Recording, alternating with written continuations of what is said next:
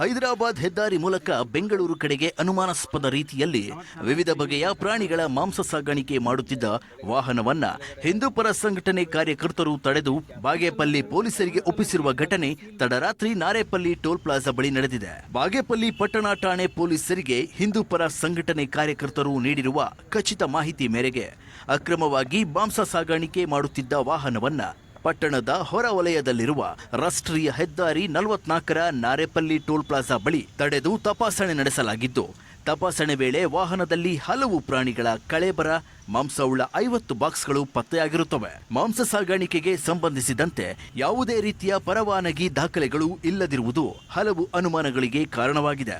ಇತ್ತೀಚಿನ ದಿನಗಳಲ್ಲಿ ಹೈದರಾಬಾದ್ ಬೆಂಗಳೂರು ರಾಷ್ಟ್ರೀಯ ಹೆದ್ದಾರಿಯ ಮೂಲಕ ಬೆಂಗಳೂರಿಗೆ ಮಾಂಸ ಅಕ್ರಮ ಸಾಗಾಣಿಕೆ ಸೇರಿದಂತೆ ದನಗಳ ಸಾಗಾಣಿಕೆಯೂ ಎಗ್ಗಿಲ್ಲದೆ ನಡೆಯುತ್ತಿದ್ದು, ಅದೇ ರೀತಿಯಲ್ಲಿ ಮಾಂಸವನ್ನ ಅಕ್ರಮವಾಗಿ ಸಾಗಿಸುವ ದಂಧೆಕೋರರ ಮೇಲೆ ಅನುಮಾನಗೊಂಡ ಹಿಂದೂಪರ ಸಂಘಟನೆ ಕಾರ್ಯಕರ್ತರು ಮಾಂಸದ ವಾಹನವನ್ನ ಪೊಲೀಸರಿಗೆ ಒಪ್ಪಿಸಿರುತ್ತಾರೆ.